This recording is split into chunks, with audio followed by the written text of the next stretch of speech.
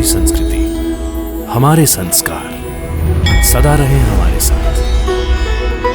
भारत की पुरातन गाथाएं और महान संतों की वाणी। सब्सक्राइब करें तिलक कथाएं।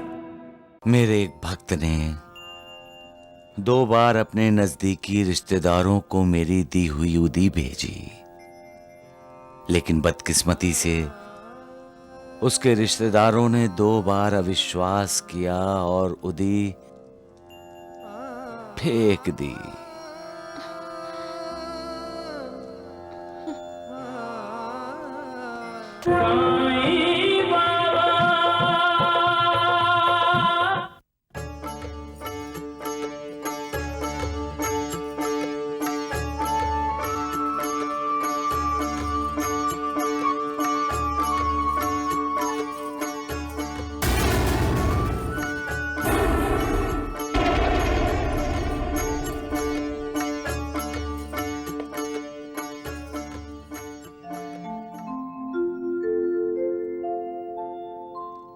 ऐसे क्या देख रहे हैं आप लोग? तुम्हारा पागलपन देख रहा हूं मैं। आरती भगवान की उतारते हैं बेटी, और तुम? ये मेरे भगवान ही हैं माँ, मेरे पति हैं, इसलिए मेरे परमेश्वर हैं। अब आप शादी की तारीख का इंतजार मत कीजिए, बल्कि समधी और समधन जी से मिलकर उनसे बात करके मंजुला की शादी जल्द से जल्द करवा दीजिए। अरे माँ, हाँ? मंजुला दीदी यही तो चाहती है ना? हाँ? बड़े शरारती है। मैं आपके जाने का इंतजाम करती हूँ। शादी एक पवित्र बंधन है और उसके साथ साथ ये एक सामाजिक बंधन भी है। शादी 2 इंसानों के साथ साथ 2 दिलों की, 2 परिवारों की होती है। जब अग्नि को साक्षी मानकर फेरे लेते समय पति पत्नी शपथ लेते हैं, सप्तपदी कहते हैं। 7 जन्मों तक एक दूसरे का साथ देने का वचन देते हैं। 2 दिल जब मिलते हैं, मनोमिलन जब होता है, तो शादी एक औपचारिकता रह जाती है,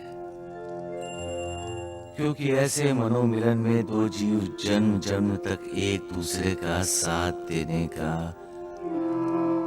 मन ही मन निश्चय कर लेते हैं। और जो मन ही मन में एक दूसरे के हो जाते हैं, वो बिना शादी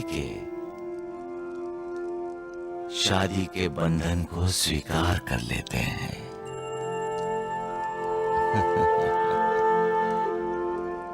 सबका मालिक एक। अरे दीनानाथ, अरे बेटा, अरे मेरे लाल, क्या हुआ? देख तो पार्वती, इस मंजुला का जादू टोना क्या असर दिखा रहा है हमारे बेटे पर। अरे मुझे तो चिंता हो रही है। मुझे तो लगता है मंजुला ने जो उदी भेजी थी, वो अगर दीनानाथ ने ले ली होती तो अब तक उसकी खांसी ठीक हो गई होती, लेकिन आपने तो वो उदी फेंक दी। अरे मुझे कह रहे हो तुम लोग? हाँ, तुम लोगों ने भी तो उदी बैलगाड़ी के बाहर फेंक दी थी।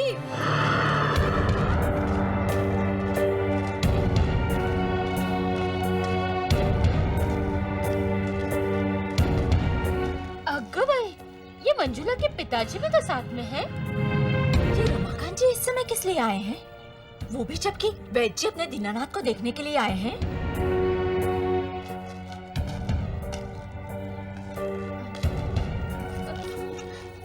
नमस्ते। नमस्ते जी। रमाकांत जी शादी जल्दी करवाना चाहते हैं।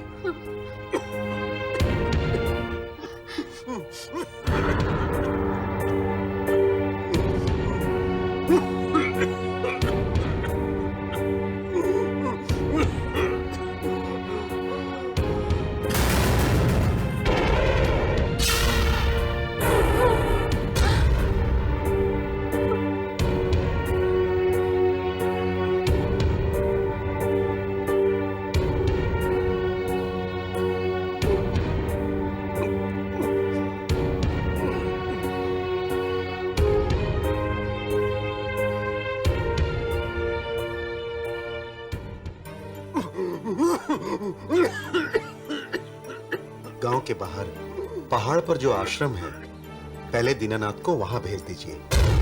ऐसे मरीजों को घर में रखना घर के और गांव के लोगों के स्वास्थ्य के लिए ठीक नहीं है। ऐसे मरीजों से क्या मतलब है आपका वैद्य जी? दीनानाथ को क्षय हुआ है, तपेदिक, टीबी, जिससे जिंदा बचना असंभव है, नामुमकिन।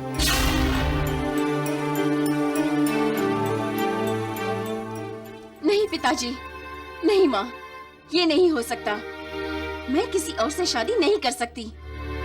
दीनानाथ जी के साथ मेरा विवाह हो चुका है। लेकिन बेटी, ऐसे भला शादी कभी हो जाती है? शादी कोई बच्चों का खेल नहीं है बेटी। यही तो मैं भी कह रही हूँ पिताजी, कि जब मेरी शादी हो चुकी है तो आप बार बार मुझे। मंजुला, तुम्हारी शादी नहीं हुई है और दीनानाथ से तो बिल्कुल नहीं हो सकती। क्योंकि दीनानाथ को 6 रोग हुआ है, तपेदिक, टीबी, जिससे जिंदा बचना नामुमकिन है, असंभव। नहीं, ये नहीं हो सकता। उन्हें कुछ नहीं हो सकता। वो ठीक होंगे। उन्हें मेरे लिए ठीक होना ही होगा। साईं बाबा, मुझे साईं बाबा के पास जाना चाहिए। वही मेरी मदद करेंगे। बेटी, हम तो तुमसे जोड़ के बैठे नाते दुनिया वाले, रूप विराट दिखा कर तुमने मन जग में डाले, रूप विराट दिखा कर तुमने मन अचरज में डाले।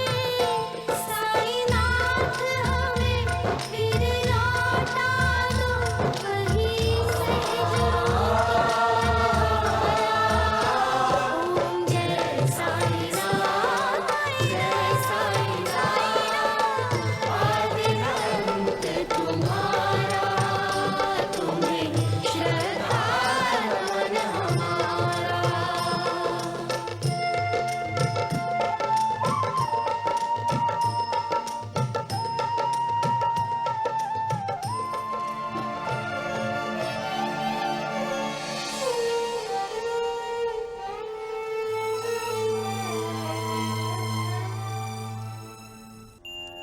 मालिक की बनाई हुई इस दुनिया में इंसान के साथ जो कुछ भी होता है वो उसके प्रारब्ध और नसीब के अनुसार ही होता है। प्रारब्ध या नसीब इंसान के कर्मों से बनता है, उसे कोई नहीं मिटा सकता, स्वयं मालिक भी नहीं। इंसान जो भी कर्म करता है, अच्छे या बुरे, उसका फल उसे भोगना ही पड़ता है। जैसा हम चाहते हैं जब वैसा नहीं होता तो हम उसे अपनी बदनसीबी और बदकिस्मती कहते हैं।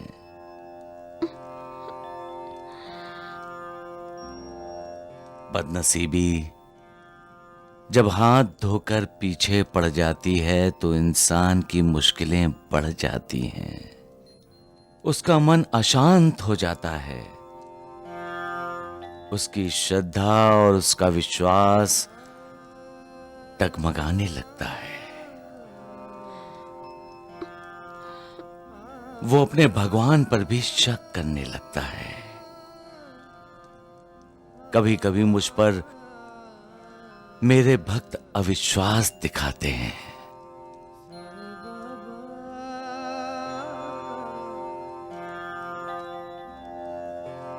मेरे एक भक्त ने 2 बार अपने नजदीकी रिश्तेदारों को मेरी दी हुई उदी भेजी, लेकिन बदकिस्मती से उसके रिश्तेदारों ने 2 बार अविश्वास किया और उदी फेंक दी।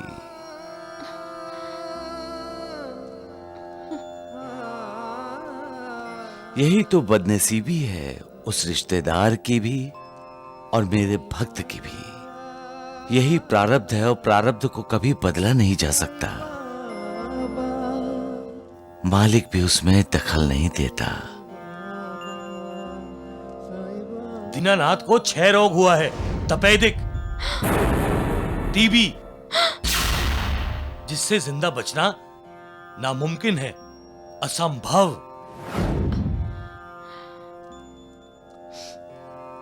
ऐसी हालत में भी जो मालिक पर श्रद्धा रखते हैं, विश्वास करते हैं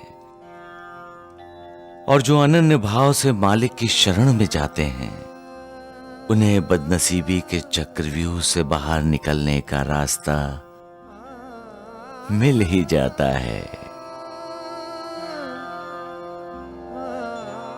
मैं आपका इशारा समझ गई साईं बाबा। आप पर मेरा विश्वास और मेरी श्रद्धा कभी नहीं डगमगाएंगे। आप ही मेरे भगवान हैं, आप ही मेरे तारनहार हैं, आप ही मुझे बदनसीबी के चक्रव्यूह से बाहर निकलने का मार्ग दिखाएंगे। आपने मुझे सुखी रहने का आशीर्वाद दिया है और मैं आपकी शरण में आई हूँ। मुझे आपका आशीर्वाद सच करने की शक्ति दीजिए साईं बाबा।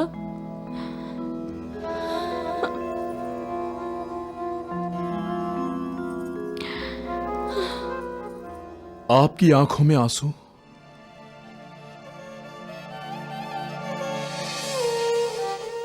आज मेरे भक्त ने मुझे रुला दिया महालसापति।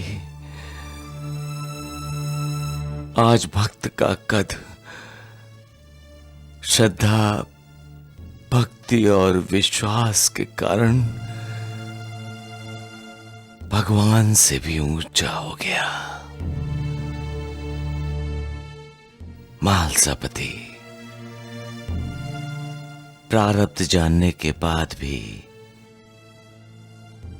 श्रद्धा और विश्वास के बलबूते पर मेरा भक्त प्रारब्ध को ही चुनौती देने जा रहा है। होनी को अनहोनी में बदलने का इरादा कर लिया है उसने, लेकिन मेरे आशीर्वाद की लाज रखने के लिए मुझसे शक्ति मांग रहा है। धन्य है ऐसे भक्त महालसापति और धन्य है उनकी भक्ति। ऐसे भक्त ही भगवान का महात्म्य बढ़ाते हैं। सबका मालिक एक।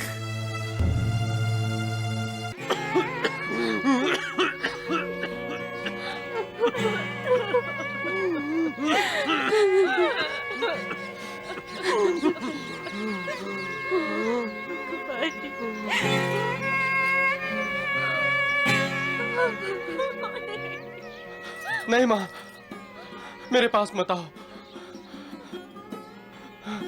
मुझे क्षय, टीबी, तुम्हें भी लग जाएगी माँ। नहीं बेटे, बिल्ली के दांत उसके बच्चों को नहीं लगते।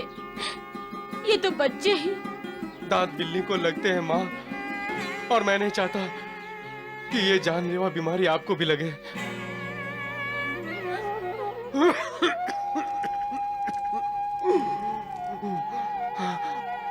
पिताजी, मुझे माफ कर देना।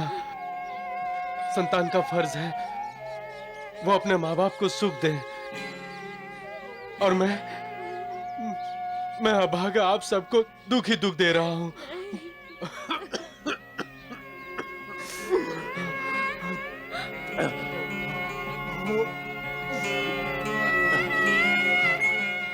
माँ, पिताजी।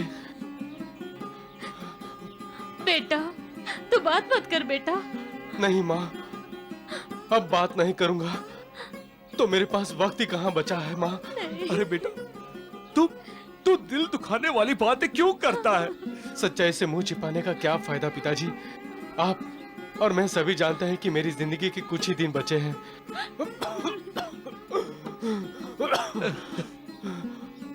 आप मंजुला के घर संदेश भेज दीजिए। अब हमारी शादी नहीं होगी। अरे बेटा, अरे ऐसी दिल दुखाने वाली बातें क्यों कर रहा है रे? देख लेना बेटा, तेरी शादी भी होगी और इस घर को वारिस भी मिलेगा। नहीं बुआ जी, मैं जानबूझकर मंजुला की जिंदगी नहीं बर्बाद करूंगा। मंजुला निष्पाप है। मेरी भगवान से प्रार्थना है वो सदा खुश और सुखी रहे। सच्चा प्रेम स्वार्थी नहीं होता। सच्चा प्रेम हमेशा अपने साथी का भला चाहता है। 2.5 अक्षर का बना ये शब्द प्रेम इंसान को अपनी जिंदगी में कई प्रकार के साक्षात्कार करवाता है। माँ और बच्चे में, भाई भाई में, भाई बहन में, पिता और संतान में, दो दोस्तों की दोस्ती, ये भी प्रेम का ही एक रूप है। प्रेमी और प्रेमिका एक दूसरे को प्रेम बंधन में जकड़ते हैं। ईश्वर और भक्त में भक्ति का रिश्ता भी प्रेम का ही एक अंग है। अलग अलग रूपों का प्रेम इंसान की जिंदगी को रंगीन और खुशबूदार बनाता है। प्रेम का मतलब ही है श्रद्धा, भक्ति, विश्वास। जिन्हें प्रेम का साक्षात्कार होता है उन्हें मानो ईश्वर का साक्षात्कार हुआ है। सबका मालिक एक।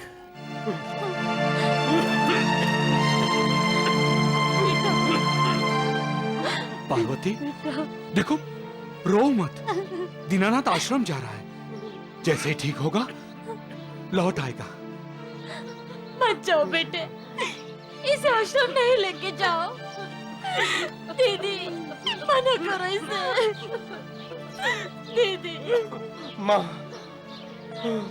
मैं भगवान से प्रार्थना करता हूँ कि अगले जन्म में भी वो तुम्हारा ही बेटा बना है, ताकि मैं स्वस्थ होकर तुम्हारी सेवा कर सकूं। पिताजी, बुआ जी और आपको दुनिया की सारी खुशियां दे सकूं।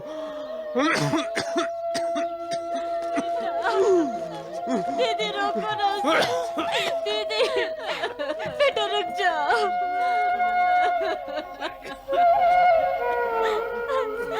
रुक जाओ बेटा, आश्रम मत जाओ बेटा, रुक जाओ, मुझे छोड़ के मत जाओ। रुक जाओ बेटे, मत ले जाओ उसे। नहीं जाओ, नहीं जाओ, नहीं रोको उसे। आश्रम नहीं ले जाओ। नहीं।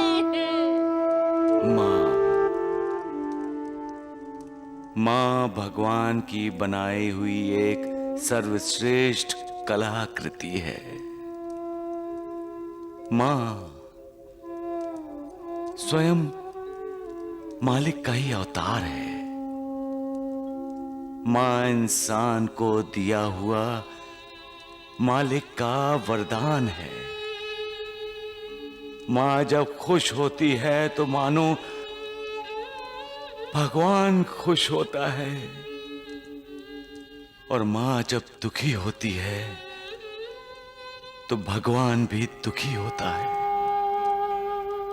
माँ का एक आंसू मालिक की बनाई हुई इस दुनिया में प्रलय ला सकता है। माँ के होठों की एक हल्की मुस्कान ही इस मालिक की दुनिया में वसंत उत्सव का प्रतीक है, ईश्वर का साक्षात्कार है। मां